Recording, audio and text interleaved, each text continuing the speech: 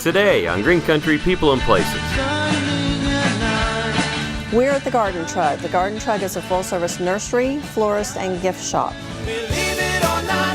What we do at Destinations is take people from zero time, current pilots, and enhance their training. As I sit here alone in my cabin, I can see a mansion on the hill. Oklahoma's Green Country. It's full of unique places and interesting people. This is a great place to come if you're a Leon nut. I feel like I should have pointy ears looking through this. So come along with us This thing's huge. and enjoy the ride.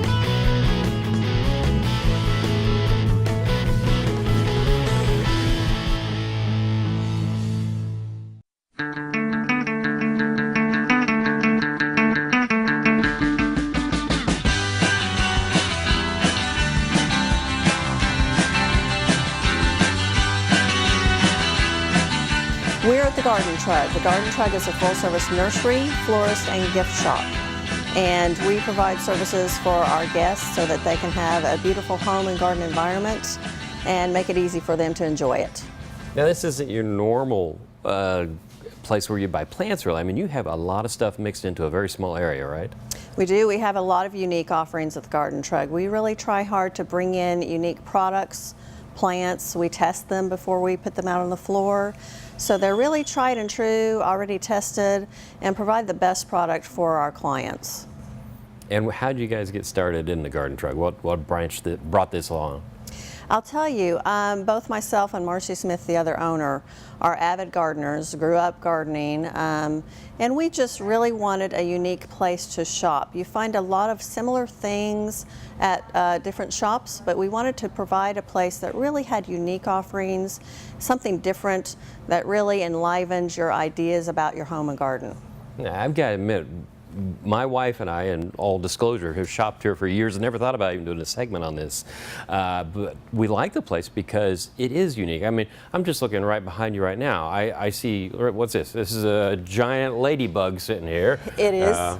And this is wood. That's yes. a ring of wood. I mean, where are you coming up with your ideas to find the wild stuff that you have in here? You can't find this anywhere else, can you? We really try to be creative when we're shopping and purposefully shop for the different and unusual.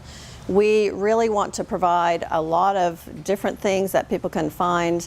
You know, if they have an event or a gift to buy, they can come here and find something for anyone. You don't have to be a gardener to shop here.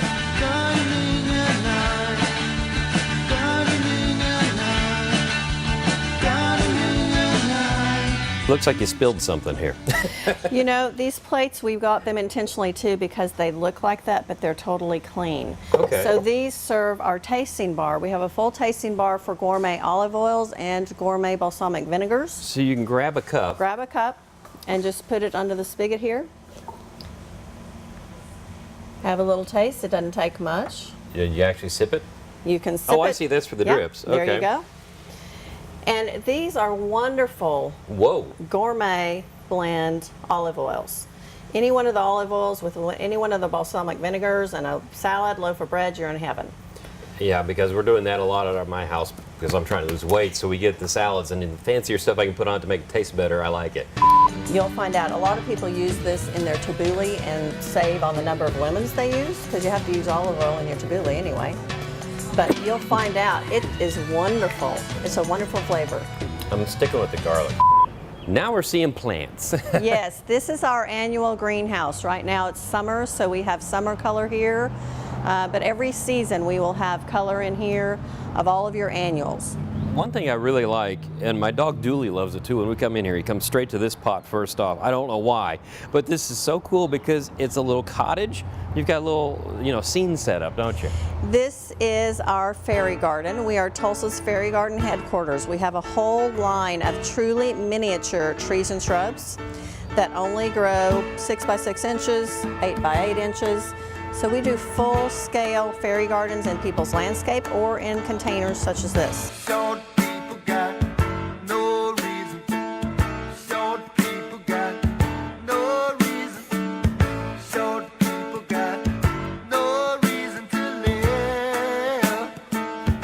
Now you're talking my language here. Trains. I love trains. Trains can't be beat. We are a member of Tulsa's Railroad Garden Club. This is a club where individuals put a garden in their yard, but it's outfitted with trains, fully functioning trains. Some even have snowplows on the front of them. Really? Yeah. I like the way you got it set up. I mean, again, it's almost like a fairy garden, but it's now a train garden. So you have the little houses, you have smaller plants, you have a tiny trellis and an American flag, I see. This is really nice. Well, this is set up so that people can see they can also do it on a smaller scale than most of the train garden club members would do. Now I'm seeing normal plants, and what is this area? Yes, we have a lot of beautiful annuals, beautiful color for the seasons. Being summer now, we do lots and lots of personal potting. If someone doesn't want to pot their plants, we can go on site and do that for them, or bring them here and deliver them back to them. You mean I don't have to break my back and my knees for hours at a time? You do not need to break your back at all for your yard to be pretty. Now we're out from underneath the cover, but I don't get it. How can you have a painting outside and not get it messed up? This is waterproof and UV proof. We have a full selection of outdoor art, both on canvas and in metal. So you might as well take your living room outdoors like so many people do and spend more time out there. I also feel a little serene here right now. Is it because of all the Buddhas? It is. We have all kinds of statuary, both in the Buddha style, the Asian style. We also have traditional statuary. It's really just a nice thing to add a piece of art, you know, to your garden, and it can make a cornerstone for a visual garden that you're planning.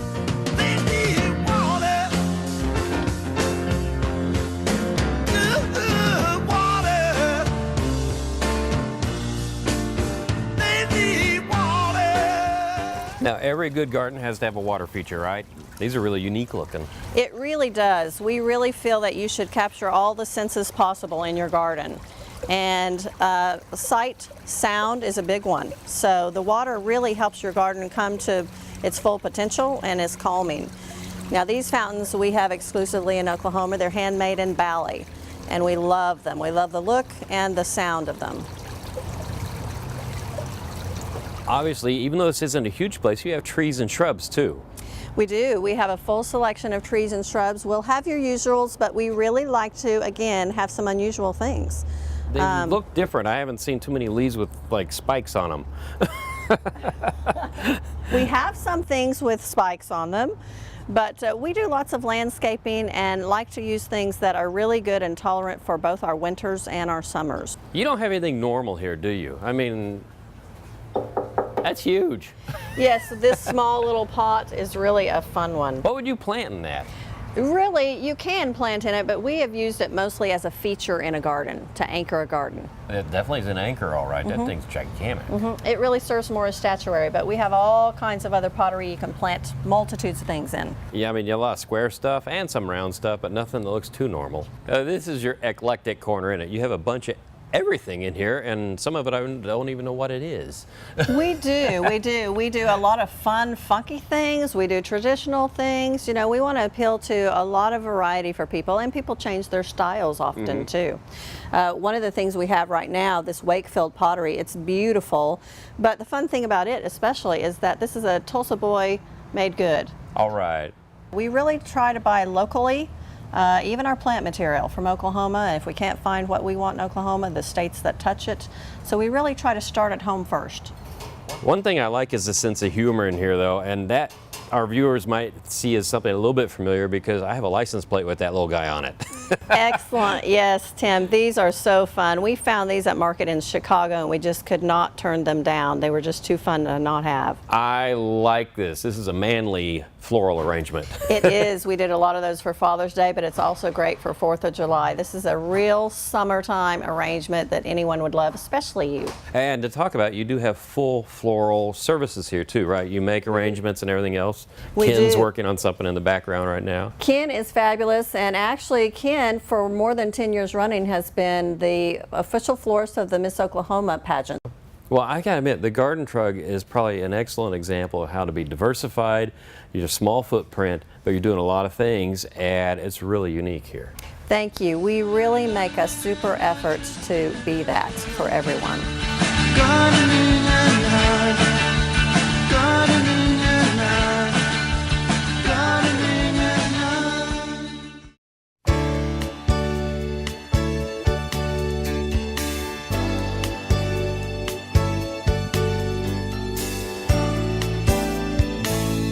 We are at the Riverside R.L. Jones Airport in Jenks, and we are at Destination Executive Flight Center.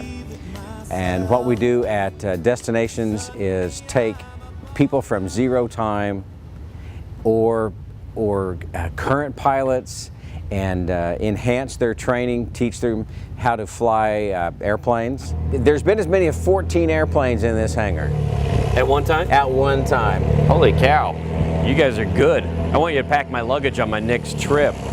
Speaking of next trip though, you don't just have planes, you have simulators in here, right? Absolutely. Let's take a look.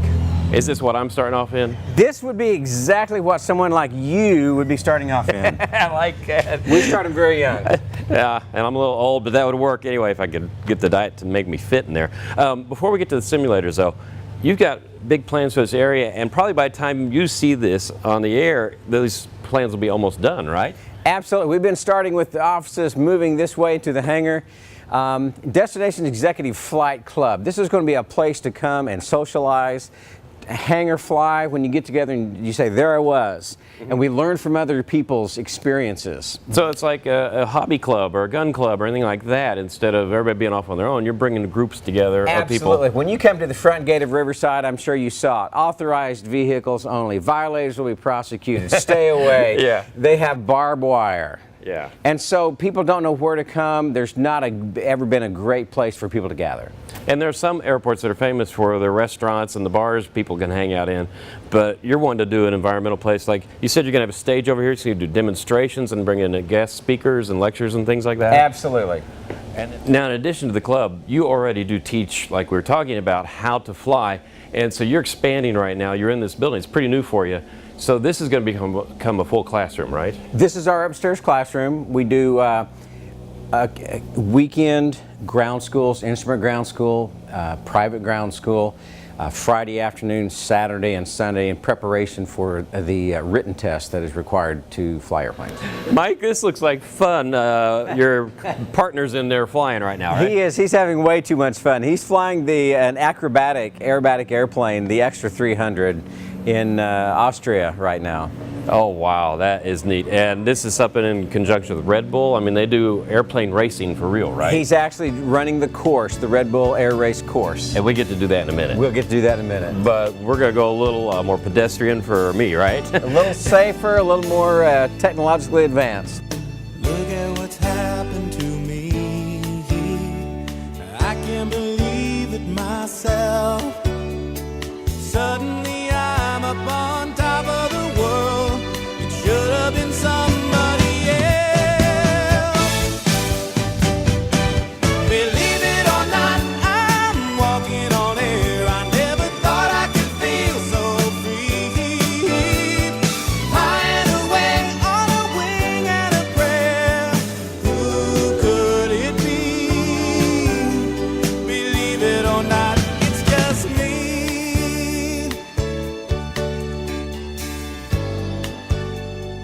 So, do you have other things you have to mess with as far as like speed and Here all is that? your throttle. Okay. And if you'll add throttle, Go forward? you will actually, people think you go fast if you add more power. Right. What's actually going to happen is we are going up. Oh, okay. So the only reason that we actually need power in an airplane is to climb, Gotcha. to gain altitude. So it's nice that actually you said Hawaii? This is Hawaii. This is kind of cool. And so, okay, so I'm See watching how the much gauges. we're climbing. Yeah. If you don't want to climb, and Pull when you back add power, you have to push. You have to push. Push that nose Oh, okay, down. I see. And now we're going faster. So if we would just level it out. And what we want to do right now is we want to get our airspeed. Airspeed rules. That's one of my sayings. Okay. Airspeed rules. And how do you... We don't want slow. We don't want fast. Oh, where am I landing now? I'm not going good. Well, we're 1,000 feet, so let's just take this runway to the left. Okay, like this?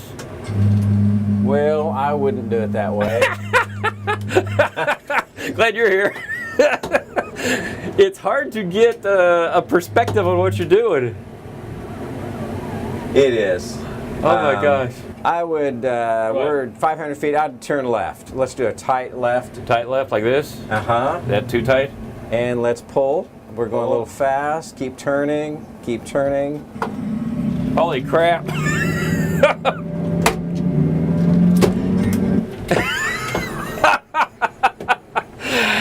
And if the mission didn't end, that means we actually lived. That's great. Yeah, well, I appreciate that. You're being kind. Tell you what, let's go into the other simulator and see how a real pro does it, okay? I like that. So I see like big pylons out here. So what's this course or program? This is the Red Bull Air Race course in Salzburg, Austria. Well, you know, I gotta admit, I never knew something like this existed in Tulsa here. This is really cool what you got going on. Some of our pilots say this is crack for pilots. Well, you got to have some fun, and I guess if you fly a lot, you don't get to do this in the air really, unless you got a special plane. Exactly. Yeah. Flying this fast, this low to the ground, it is dangerous. Must be hard for you to have to come into work every day. Oh, it's just, you just have to do what you have to do sometimes. And then we'll come down, we'll put us safely back on the runway, hopefully. Oh, that was very smooth. This is fun. Come fly with me, let's fly, let's fly. Pack up, let's fly away.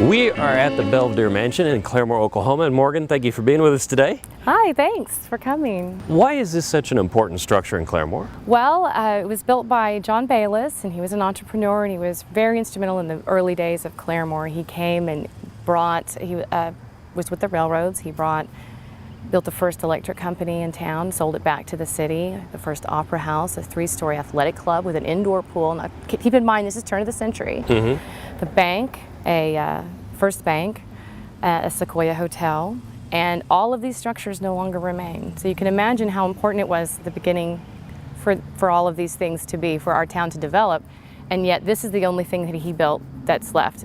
And this was his family home. And so now it's been restored for the most part. It was apartments for about 40 years from the time when the returning servicemen were coming back from the war. It was turned into upscale apartments after the family had moved out and sold it to the Bell family. They converted it to apartments. Many of the old homes, in fact, in towns like this were converted into apartments or hotels. So if you can imagine renters, lots of renters over a period of time, what that does to a building. Yeah. It was a challenge to restore it. So it's still a work in progress, but we do have a very active volunteer base who is instrumental in getting us the funding through fundraisers, and we have a tea room that raises money, and we have a gift shop that raises money. As I sit here alone in my cabin, I can see your mansion on the hill. This is really impressive. I mean, it looks like you worked very hard to keep the woodwork and the look going that it used to have. Amazingly, this is all original. Our pocket doors were refinished by one of the Historic Society ladies, Jenny Krugloff. Did a beautiful, beautiful job. The tin, this is tin on the walls and the ceiling. This? Yes. And it is original. And all of this tile on the floor is also original. It was brought in and hand laid by Italian craftsmen by Mr. Bayless, and it survived the apartmentalization, I guess you would say. What we're looking at here is a lot of sweat equity, really, because you said you have to raise money and it's volunteer. Can you imagine? Well, I'm so glad that this managed to stay intact. Yeah. Now, we had parquet floors throughout the rest of the house. Those have not been so lucky. Right now, we're trying to raise money to fix those. Yeah. But the spandrels and all of this unique woodwork, this is original to the house. You called that a what? This is a spandrel. Spandrel. Yes. Okay, this room would have been the ladies' parlor, and right now it is one of the rooms of our tea room. So they would have a men's parlor and a ladies' parlor back Yes, the women and the men after dinner would withdraw, hence the term drawing room or parlor. They would withdraw to their respective areas. I did not know that. And they would socialize with the members of the same gender, because you know it's kind of like what happens now in a party where the women all go in the kitchen and the men all go in front of the TV. The guys get the couch, yeah. Yeah. Now you mentioned you have dining tables here, so Yes. one of the aspects of helping continue to raise funds and keep this place viable, Absolutely. you serve lunch? We do have lunch. We have lunch, and we also have fundraising teas. Now this is the men's parlor, but it's now become the gift shop, right? Yes, it's the gift shop. Now, this is one interesting thing. At the top, we did have some stenciling visible that was original to the house. And It looks a little bit like a rope almost. It was repainted by one of the members, Lois Hawkins, actually. And Lois? We know Lois. She repainted that, and so that actually is something we could recover from the era. That's neat. And I'm even looking, if you look down to the floor, I do see There original is- floors. Yes, it is, and They've they had a have been. A lot of wear. Oh, they are definitely in need of help. But you said this, like, it's But been it- used as it an has apartment and been. everything else for years. Yes, so the this is, fact it just shows how well things must have been made back Yeah. then. That we have not restored this yet. We can still walk around and not fall through the floor. It's amazing. Now, speaking about walking around, during the holidays, you get crazy around here, and this whole area is different, and you're beautiful. going to weave yourself in and out of all the decorations, You do. right? There are all the trees, and that's our biggest fundraiser is Christmas. And there is nothing like a Victorian house decorated for Christmas.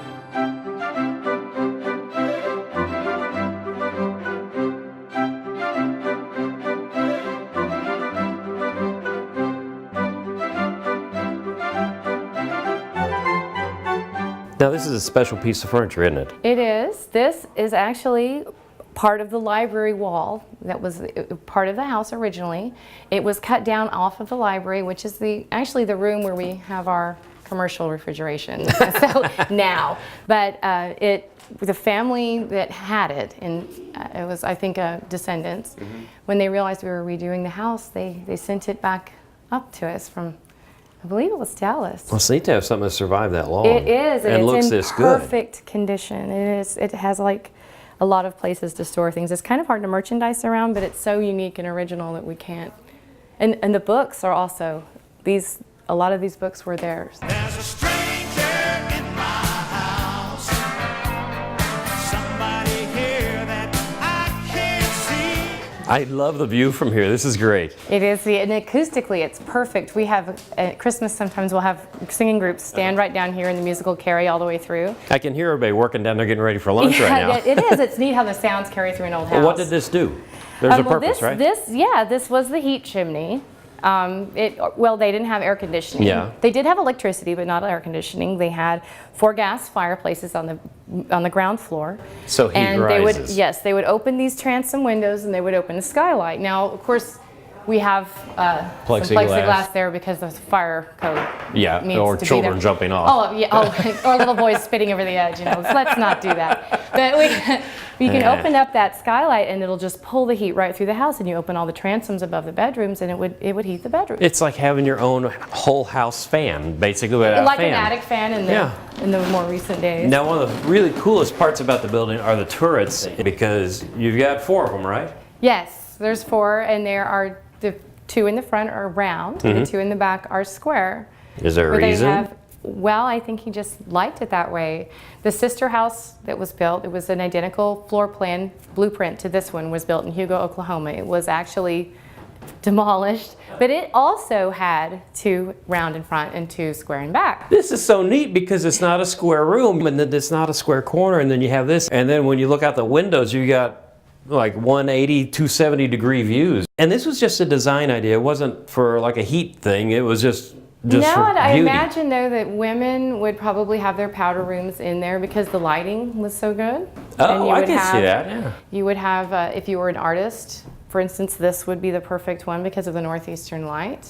You know, we did have artists who lived here when it was apartment. Well, and again, natural light was important. is, and it was- You didn't have to have all the lamps going. Who's this in the painting? Well, this is Wanda Moore. She was instrumental in getting the Belvidere restored. She and a group of others got together and used their own money to buy the Belvidere when it was slated for destruction by the city. So they basically were the ones who came at the last second and rescued. Yes, they did, and thank God they did, because it wouldn't be here if it were not for her. Now you have period pieces in the room. They're actually Yes. from here, right? Well, this would have been from the era, but the dress is indeed Mrs. Bayless's dress. We have other clothing of hers. She's a little lady. Most people in that era were very small. Wow, that's cool. And then the furniture is from here. Yes, these 3 pieces, the settee and 2 chairs, those are from the Bayless home. Now this is kind of like the cherry on top, literally on top, because this is the 3rd floor, and this Yes. was always a ballroom? Yes, it was a ballroom for entertaining. They did balls back then. I mean, they didn't have big screen TVs to entertain themselves. Well, I really appreciate what you're doing here because you're preserving a piece of history that could have been lost several times. Oh yes, and it's an asset to the community because there's not another place like this actually anywhere very close. So you can come here, you can eat, you can shop, there's events you can come to, you can have your own event here. It really provides a lot, and we have people come from Missouri and Tulsa and places all from around, draw tourism to Claremore that have never been here before but come here to see us. I know you're alone with your pride, dear, in your loveless mansion on the